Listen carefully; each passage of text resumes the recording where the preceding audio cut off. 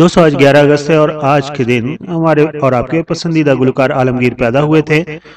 इस वीडियो में हम आपको बताने जा रहे हैं कि आलमगीर कहाँ पैदा हुए थे और उन्होंने एजुकेशन कहाँ से हासिल की थी, फिर वो कराची कैसे आए और पाकिस्तान टेलीविजन तक कैसे पहुंचे और फिल्मों में उन्होंने कौन कौन से गाने गाए और आजकल कहाँ हैं और उनकी फैमिली में कौन कौन है। ये शाम और तेरा नाम दोनों कितने मिलते जुलते हैं। दोस्तों आज मैं पाकिस्तान के ऐसे गुलकार की बात करने जा रहा हूँ, ऐसे फनकार की बात करने जा रहा हूँ। कुदरत ने उसे खूबसूरत और दिलकश आवाज से ही नहीं, मौसीकी के ज़ौक़ व शौक से भी नवाजा था। बचपन से जब वो PAF शहीन स्कूल ढाका में पढ़ता था, उसकी एक ही ख्वाहिश थी कि वो बड़ा होकर एक गुलकार बनेगा और दुनिया में मौसीकी में अपना नाम रोशन करेगा, और फिर उसने ऐसा कर दिखाया भी।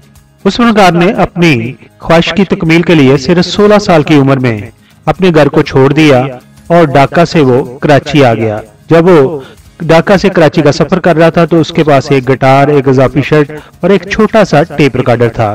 कराची पहुंचकर उसने कस्बे माश के लिए मुलाजमत ढूंढनी शुरू कर दी। खुदा की कुदरत देखिए कि उसे तारिक रोड पर कैफे डी खान में गिटार बजाने की नौकरी मिल गई, लेकिन मुआवजा क्या था आप सुनकर हैरान होंगे कि होटल से खाना मुफ्त मिल जाया करेगा उसे। जी हाँ, उस फनकार का नाम है आलमगीर।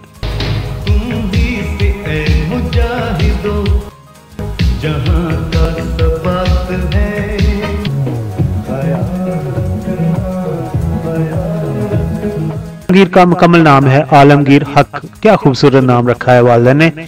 आलमगीर ने खुदा का नाम लेकर कैफे डी खान में, जो उस जमाने में शहर के दानश्वरों का ठिकाना था, गिटार बजाने का आगाज किया। सुनने वाले उसकी आवाज से मुतासर होते थे। वहीं कुछ दोस्तों ने उन्हें मशवरा दिया कि तुम टेलीविजन पर किस्मत क्यों नहीं आजमाते। आलमगीर को वो मशवरा पसंद आया। 1970 का जमाना था जब PTV कराची स्टेशन पर खुशबख्त आलिया नौजवानों के लिए फरोजा के नाम से एक प्रोग्राम किया करती थी। उन्हें गिटार बजाने के लिए एक मौसीकार की जरूरत थी, तो आलमगीर ने भी किसी तरह ऑडिशन देने वालों में अपना नाम लिखवा दिया। प्रोग्राम फरोजा में तो उसे काम नाम मिल सका, लेकिन मशहूर म्यूजिक डायरेक्टर सुहेल राना ने उसे गिटार बजाते हुए जब सुना तो उसे बुलाकर अपने प्रोग्राम जो वो बच्चों के लिए किया करते थे बतौर गिटारिस्ट जॉब दे दी। यूं आलमगीर को मौसीकी की दुनिया में कदम जमाने का मौका मिल गया। आलमगीर 11 अगस्त 1955 को साबिक मशरकी पाकिस्तान, जो कि अब बांग्लादेश है, उसके एक शहर रंगपुर में पैदा हुए हैं।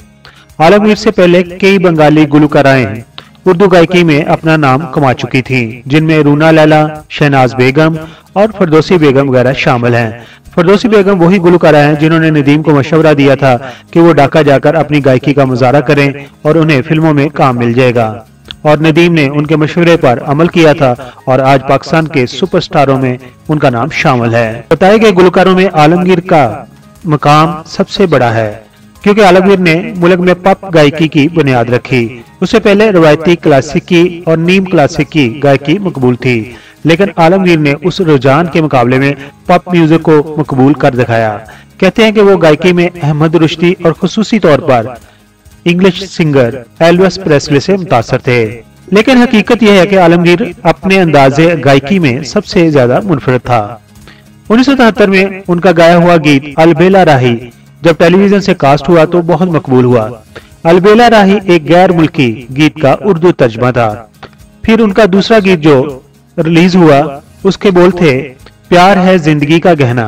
ये भी नाजरीन को बहुत ज्यादा पसंद आया, और इस तरह गुलकार आलमगीर पर कामयाबी और मकबूलियत के दरवाजे खुलते चले गए।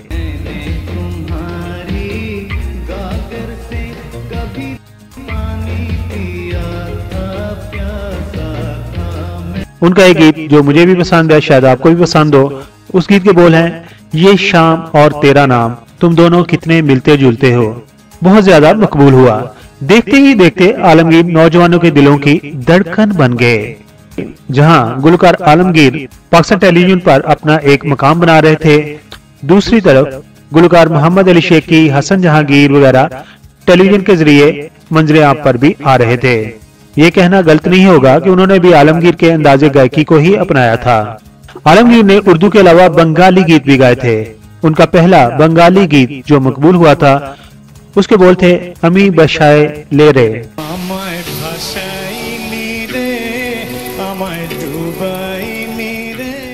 दोस्तों, आलमगीर को पाकिस्तान से ही शोहरत मिली। उसने अपने वतन से मोहब्बत और अकीदत के लिए भी चंद मिली नगमे गाए, जिनमें ख्याल रखना और एयरफोर्स के लिए उन्होंने एक गाना गाया था। बहुत ही अच्छी बीट थी, बहुत ज्यादा मशहूर हुए।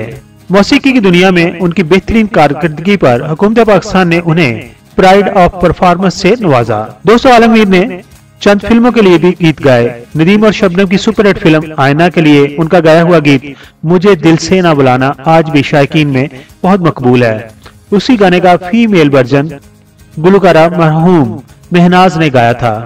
आलमगीर का एक और नदीम और शबनम की फिल्म का गाना भी बहुत पॉपुलर हुआ था। गाने के बोल थे हम चले तो हमारे संग संग निजारे चले। आलमगीर ने पाकिस्तान, बांग्लादेश, अमेरिका और मुख्तलिफ मगरबी ममालिकों में सैकड़ों कंसर्ट भी अपनी आवाज में किए। आलमगीर ने 2012 में हम टेलीविजन के बराह रास्त प्रोग्राम शाम से पहले आना में शिरकत की, जो उन्हीं के एजाज में मुनक्कद किया गया था। 2013 में ARY डिजिटल पर पाकिस्तान आइकॉन प्रोग्राम में उन्होंने बतौर जज शिरकत की। पाकिस्तान में मौसीकी के प्रोग्राम कोक स्टूडियो के 6ठे सीजन में भी उन्होंने शिरकत की। 6 जनवरी 2014 को पाकिस्तान टेलीविजन के प्रोग्राम सुबह 9 में उनका इंटरव्यू भी नशर किया गया। 1998 में आलमगीर अपनी वालदा की बीमारी में देखभाल के लिए अमेरिकी रियासत अटलांटा मुंतकिल हो गए। आलमगीर को गुर्दों का मर्ज अपने वालिदैन से मुंतकिल हुआ है, जिसकी वजह से उन्हें मुसलसल जेरे इलाज रहना पड़ा। अब उनका ट्रांसप्लांट हो चुका है। आलमगीर ने अमेरिका में भी मौसीकी को जारी रखा और कई लाइव कंसर्ट किए। वो आज भी अमेरिका में रिहाइश पजीर हैं और वहां पर मुनक्कद होने वाले पाकिस्तानी प्रोग्रामों में वो बाकायदगी से हिस्सा लेते हैं। ट्रांसप्लांट होने के बाद वो अपने बेटे और अपनी वाइफ के साथ अमेरिका में हंसी खुशी जिंदगी बसर कर रहे हैं। दोस्तों, ये थे आपके और हमारे प्यारे गुलकार आलमगीर। आपको उनका कौन सा गाना पसंद है? कमेंट्स बॉक्स में अपने ख्यालात का इजहार जरूर कीजिए। अगर आपको ये इन्फॉर्मेशन पसंद आई है, हमारे चैनल पर अगर आप नए हैं तो सबसे पहले इस वीडियो को लाइक कीजिए और उसके बाद हमारे चैनल को सब्सक्राइब कर दीजिए, ताकि इस तरह की और भी वीडियो जो हम बनाएं उसका नोटिफिकेशन आपको पहुंचता रहे। अपना बहुत सारा ख्याल रखिए और अपनी फैमिली का बहुत सारा ख्याल रखिए। अपना बहुत सारा ख्याल रखने से मेरी मुराद ये है कि जो लोग अपनी फैमिली की कफालत करते हैं वो अपनी तनख्वाह का कुछ हिस्सा अपनी जात पर भी खर्च किया करें।